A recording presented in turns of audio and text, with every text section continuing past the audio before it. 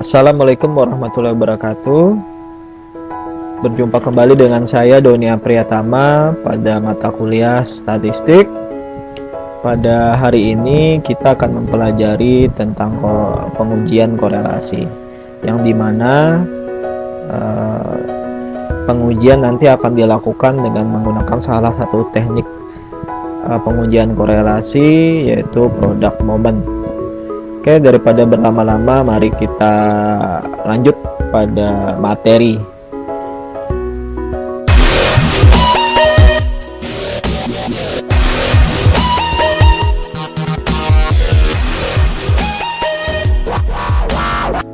Oke, sebelum kita masuk kepada pengujian, tentunya kita harus memahami dulu tentang apa itu korelasi.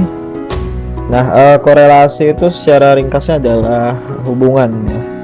Jadi pengujian korelasi di sini adalah untuk menguji hubungan antar variabel dari data yang diambil oleh peneliti. Nah, misalkan di sini Anda punya penelitian, misalkan ingin mengetahui hubungan berat badan dengan kepercayaan diri. Misalkan Anda ingin mengetahui hubungan curah hujan dengan penjualan es, atau Anda ingin mengetahui variabel motivasi belajar itu mempunyai hubungan atau tidak dengan prestasi belajar, kualitas sarana pendidikan dengan motivasi belajar, pola komunikasi dengan kinerja, gaji karyawan dengan kedisiplinan karyawan, dan sebagainya, ya. Jadi teknik korelasi ini digunakan pada penelitian yang bertujuan ingin menguji hubungan antar variabel, dua variabel ataupun lebih. Oke, lanjut. Di sini ada 3 macam hubungan. Hubungan seperti apa? Yang pertama, hubungan simetris, yang artinya di sini hubungan variabel yang muncul bersamaan, ya. Jadi kita analogikan variabel X itu sama-sama muncul dengan variabel Y. Dan di sini ada hubungan sebab akibat, ya. Hubungan variabel X mengakibatkan variabel Y, ya. Atau di sini hubungan interaktif. Jadi variabel X mempengaruhi variabel Y, gitu, ya. Jadi ini adalah 3 macam hubungan, ya, dalam variabel penelitian. Oke, lanjut. Arah hubungan, ya. Arah hubungan nanti akan seperti apa, Pak? Nah, arah hubungan itu dibagi 2, antara hubungan positif dan hubungan negatif. Yang pertama kita lihat hubungan positif itu seperti apa. Nah, misalkan nanti hasil korelasi yang didapatkan sini nilainya misalnya, ya, 0,65 gitu, ya. Nah, berarti misalnya kita ingin mengetahui tinggi badan dengan kecepatan lari. Nah, jika tinggi badan meningkat, ya, tinggi badan meningkat, maka kecepatan lari juga meningkat, gitu, ya. Nah, ini hubungan positif, sama-sama searah, gitu, ya. Sama meningkat, sama pergerakannya positif, ya. Tapi ada juga yang arah hubungannya negatif. Misalnya di sini hasilnya negatif 0,65. Tadi yang di atas kan tidak ada minusnya, ya. Di sini ada minusnya. Ini negatif 0,65. Arahnya seperti apa? Semakin tinggi badan seseorang, maka kecepatan larinya akan menurun. Nah, ini hubungan antara X dan Y. Oke, lanjut. Kuatnya hubungan. Nah, jadi kuatnya hubungan itu kita berdasarkan pedoman interferensi koefisien korelasi.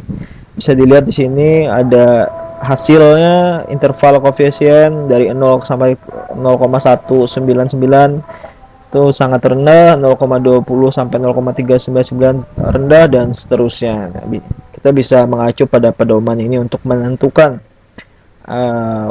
kuat atau rendahnya hubungan antar variabel. Oke, lanjut. Nah, tentunya teknik korelasi itu banyak, ya. Jadi teknik korelasi itu dilakukan berdasarkan dipilih, ya, berdasarkan jenis data. Jadi di situ kita lihat ada data nominal ya. Data nominal itu maka teknik korelensi yang digunakan adalah kontingensi. Kalau jenis datanya ordinal, maka yang ordinal itu ranking ya. Jadi teknik korelasi yang digunakan adalah rank dan Candle. Nah, jenis data interval atau rasio, makanya digunakan produk momen, bisa menggunakan korelasi ganda dan bisa menggunakan korelasi parsial. Jadi sebelum Anda menentukan teknik korelasi yang mau digunakan seperti apa, Anda harus mengetahui dulu jenis datanya. Oke, cukup jelas ya. Lanjut. Nah, kita mempelajari yang pertama adalah korelasi produk momen. Nah, teknik ini biasanya digunakan untuk mencari hubungan antar dua variabel. Nah, teknik ini dapat digunakan untuk jenis data interval atau rasio. Jadi hanya mengenal ya, hanya bisa digunakan untuk data interval atau rasio. Oke, lanjut. Nah, ini contoh judul penelitian korelasi yang bisa kita lihat ya. Yang bisa kita ketahui bersama itu misalkan nih, yang pertama korelasi antara motivasi belajar dengan nilai IPK mahasiswa prodi BKI Puat IN Palangkaraya tahun 2020. Jadi tujuan penelitian ini sudah kita baca dari judul ya. Jadi ingin mengetahui hubungan motivasi belajar dengan nilai IPK. Selanjutnya ada juga nih korelasi penggunaan media dan kepuasan penonton program acara One Stop Global ya. Selanjutnya korelasi pemasangan iklan pada akun Instagram Info Kalteng terhadap peningkatan penjualan. Jadi pemasangan iklan pada akun dengan peningkatan penjualan, apakah ada korelasinya? Apakah ketika iklan dipasang semakin sering, apakah peningkatan penjualan semakin tinggi atau seperti apa? Hubungan komunikasi organisasi dan kinerja anggota Gerakan Mahasiswa Nasional Indonesia, dan juga ada penelitian hubungan pola komunikasi dengan efektivitas kerja pegawai di perusahaan. Jadi ada dua variabel yang dicoba untuk diteliti apakah mempunyai hubungan atau tidak, apakah hubungannya kuat dan bagaimana arah hubungannya, positif atau negatif. Lanjut, pada pengujian korelasi produk momen bisa kita lihat di halaman 228 ya, di bukunya Prof. Sugiono Statistik Penelitian. Itu ada dua rumus, ada rumus 7.1 dan ada rumus 7.2. Nah, jadi kalau bahasa sederhananya bisa dibilang ada rumus pendek, ada rumus panjang.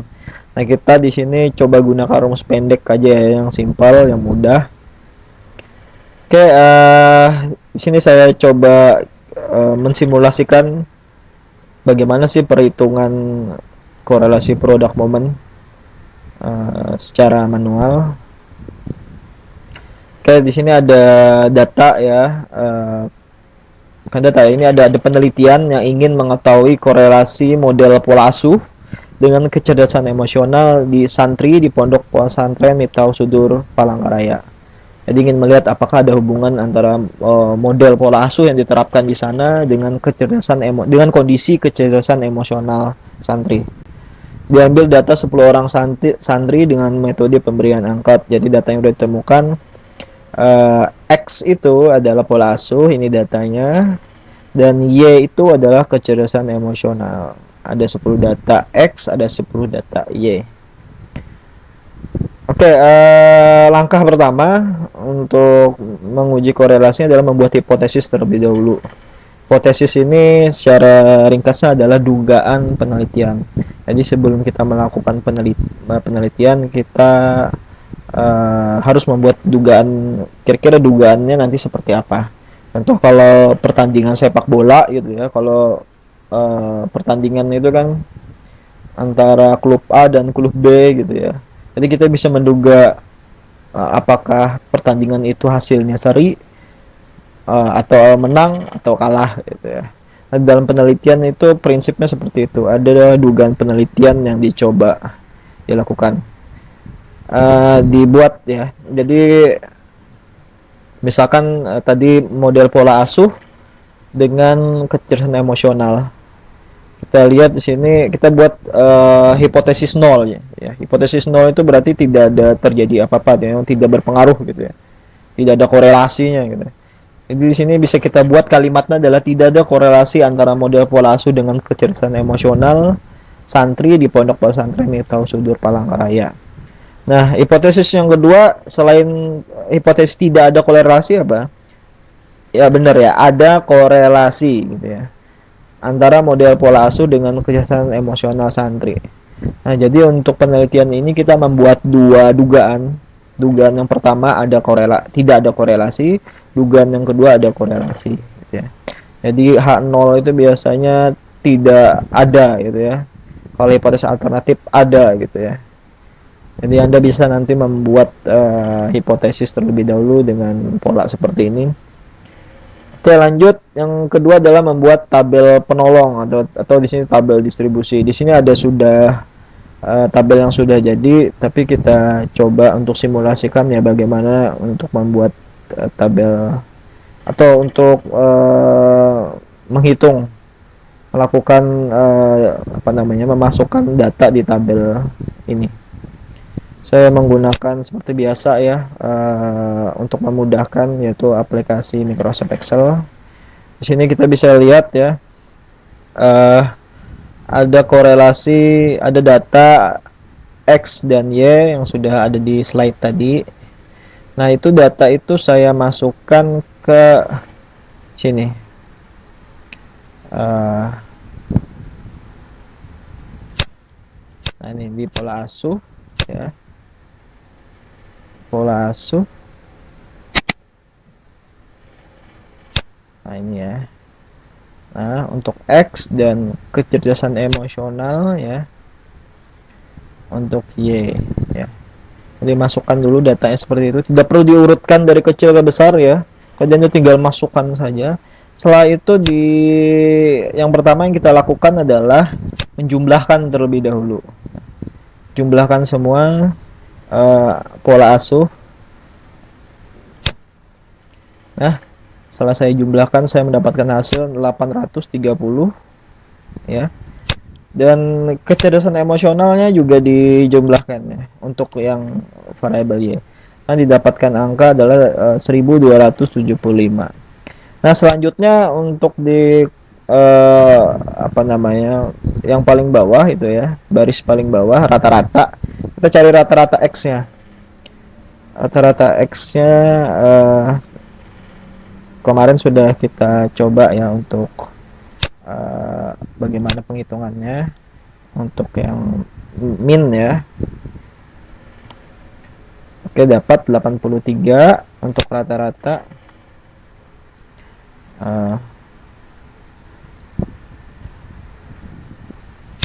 Selanjutnya kita hitung rata-rata Y.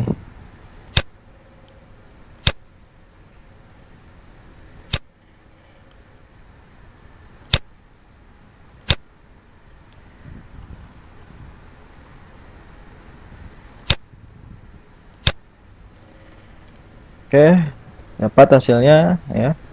Jadi rata-ratanya adalah 127,5. Oke, setelah itu kita fokus pada kolom keempat ya. Di sini kolom keempat. Nah, di kolom ini kolom saya biar memudahkan, biar membedakan ya. Ini X kecil di sini, yang tadi X besar, di sini X kecil supaya membedakan. X kecil ini bagaimana cara mengisinya? Di sini sudah ada rumusnya di atas itu, sudah saya cantumkan situ. X besar dikurang X rata-rata ya, X bar ya, rata-rata. Jadi di sini 80 ya. 80 dikurang rata-rata. Nah, hasilnya berapa? Coba kita hitung. Hasilnya adalah min 3 ya. Dan bawahnya juga seperti itu sama gitu ya. Jadi Anda bisa menjumlahkannya dengan melakukan perhitungan X kurang rata-rata. Oke, sudah kita temukan hasilnya. Selanjutnya yang Y, kolom kelima ya. Kolom kelima cara menghitungnya seperti apa? Yang tadi X dikurang rata-rata, sekarang adalah Y dikurang rata-rata Y. Berarti di sini 105 ya. Ini 105 dikurang rata-ratanya adalah 127,5. Nah, hasilnya seperti ini. Min 22,5. Nah, tadi ya 105 dikurang rata-rata. Nah, hasilnya adalah seperti itu. Hasilnya adalah 20, negatif 22,5. Nah, lanjut pada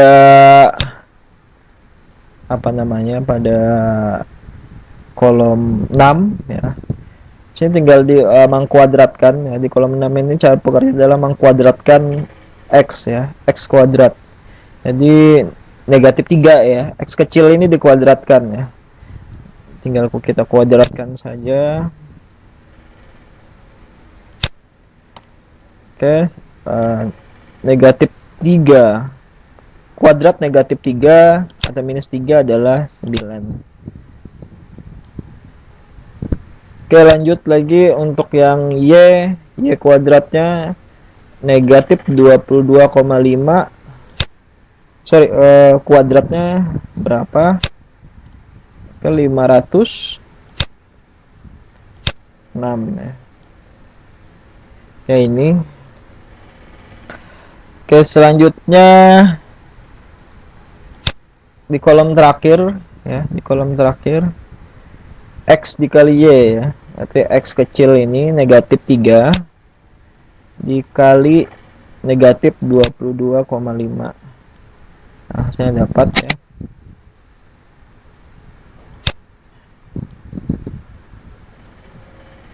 Oke, jadi pengerjaannya X dikali Y dan seterusnya. Setelah itu, setelah ini selesai, kita jumlahkan semua ya. Jumlahkan semua. Kuadrat X kita jumlahkan, hasilnya 760.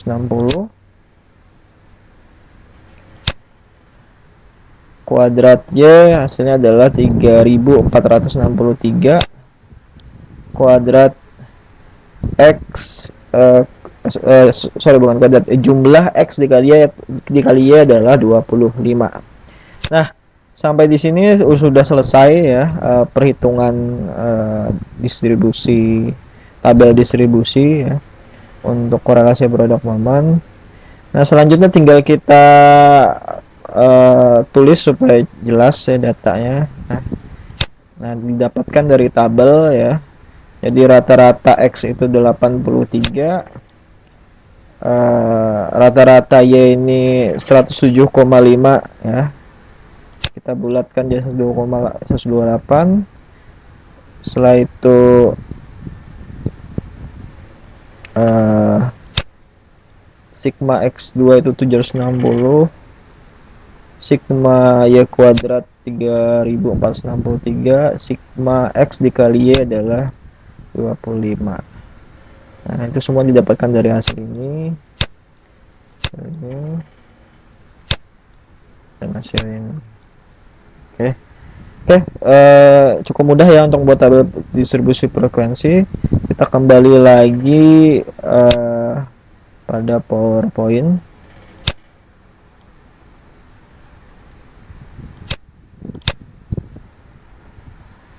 Oke, tadi ya, ini datanya, kita sudah dapatkan datanya seperti ini.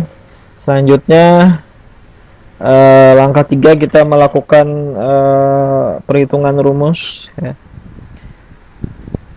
Nah, rumus tadi kita menggunakan rumus pendek ya, korelasi produk momen. Tinggal kita masukkan sigma XY nya berapa di situ, 25.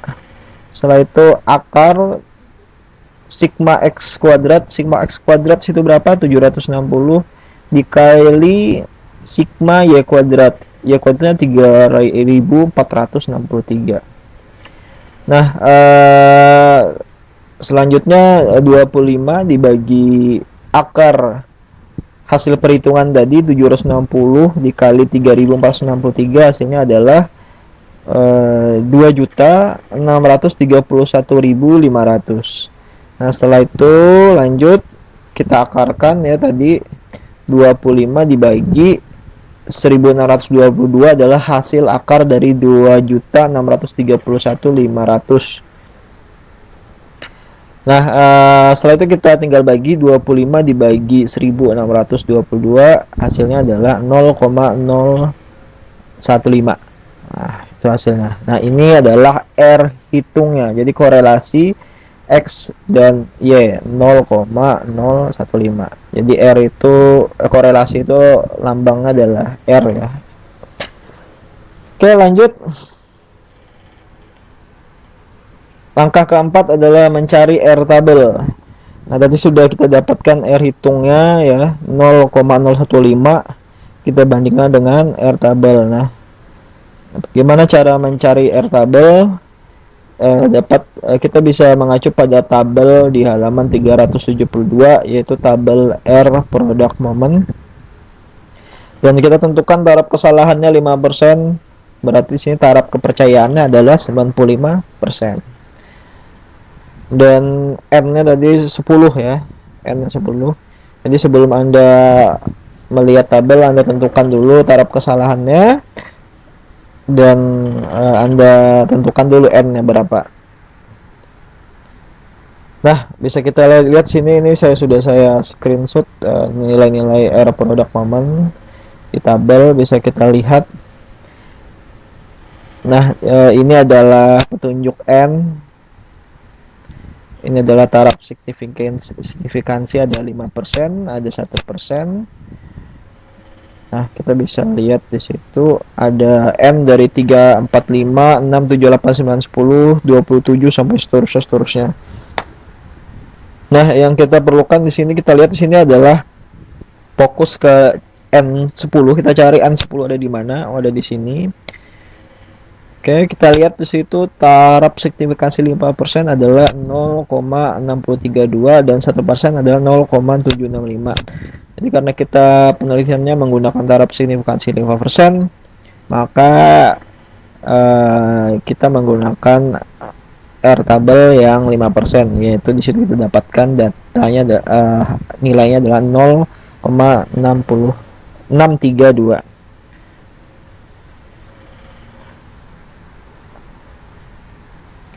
Oke.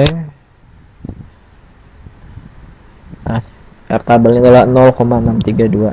Oke, lanjut. Langkah kelima, analisis. Nah, R hitung udah didapatkan, R tabel udah didapatkan, tinggal kita bandingkan antara R tabel dan R hitung. Bisa kita lihat di situ R hitung itu 0,015 lebih kecil daripada R tabel 0,632. Jadi bisa kita simbolkan di sini R hitung lebih kecil daripada R tabel. Nah, setelah itu, nah, jika R hitung lebih kecil daripada R tabel, maka dapat disimpulkan H0 diterima, hipotesis 0 diterima, dan hipotesis hipotesis alternatif ditolak ya. Hipotesis alternatif ditolak, ini salah, ini hipotesis alternatif. Nah, kita buat A ya gitu ya. Dapat disimpulkan bahwa HO diterima dan hipotesis alternatif ditolak. Jadi bisa kita tuliskan di sini. Nah, tadi kita sudah buat ya, tidak ada korelasi antara model pola asuh dengan kecerdasan emosional santri di pondok pesantren Miftahus Sudur Palangkaraya. Itu analisisnya ya, jadi tidak ada korelasi yang signifikan ya, antara model pola asuh dengan kecerdasan emosional. Oke, lanjut. Nah, langkah keenam adalah interpretasi tingkat hubungan. Nah, kita bisa mengacu pada tabel pedoman interpretasi bahwa R hitung 0,015 itu berada pada kategori sangat rendah ya di sini ya dia ya. ya di sini berarti tingkat hubungan itu sangat rendah ya, sangat kecil, sangat rendah. Oke, jadi kesimpulannya bahwa tingkat hubungannya sangat rendah. Oke, setelah itu langkah ketujuh kita menganalisis koefisien determinasinya. Bagaimana caranya? Koefisien determinasi itu adalah R kuadrat ya, R hitung kuadrat ya. Berarti sini tinggal dikuadratkan saja R hitungnya. 0,015 ya. Ini ya dikuadratkan, hasilnya adalah 0,00024 ya. Nah, setelah itu 0,00024 itu dikali 100% didapatkan hasil 0,024. Nah, kesimpulannya adalah di sini kecerdasan emosional santri dapat dijelaskan atau ditentukan oleh pola asuh hanya 0,024%, 0,024%. Sedangkan sisanya, ini kalau kita bayangkan 100% gitu ya, sisanya 99,97% itu dipengaruhi oleh faktor lain yang belum kita ketahui. Bisa jadi faktor pergaulan yang mempengaruhi kecerdasan emosional, pengalaman masa kecil, sarana fasilitas dan sebagainya. Jadi faktor-faktor ini belum diketahui berapa persen, tetapi kita sudah mengetahui bahwa model pola asuh itu hanya mempengaruhi 0,024%, sedangkan sisanya dipengaruhi oleh faktor lain. Nah, tadi ini sesuai dengan tingkat hubungan yang kita lakukan tadi, analisis tadi, bahwa sangat rendah ya, sangat rendah, bahkan itu sangat kecil sekali pengaruhnya, bahkan tidak terasa gitu. Dan mungkin untuk model pola asuh ya itu memang tidak mempengaruhi kecerdasan emosional, tapi dipengaruhi oleh faktor-faktor lain yang belum diketahui. Oke, mungkin sampai situ ya penjelasan tentang koefisien determinasi, teknik korelasi, teknik pengujian korelasi produk momen ya. Mudah-mudahan bermanfaat ya, mudah-mudahan bisa dipahami ya. Dan untuk jika masih ada pertanyaan yang atau materi-materi yang membingungkan ya, bisa bertanya ke saya melalui via WA. Oke, untuk selanjutnya akan ada video tentang pengujian korelasi produk momen menggunakan SPSS ya. Nanti akan saya buat videonya dan kita akan buktikan apakah hitungan yang kita uji ini, yang sekarang ini dengan cara manual, itu sama dengan pengujian yang di SPSS ya. Oke, tinggal ditunggu aja, nanti linknya akan saya bagikan ya. Oke, sampai begitu dulu ya. Oke, saya undur diri. Wassalamualaikum warahmatullahi wabarakatuh.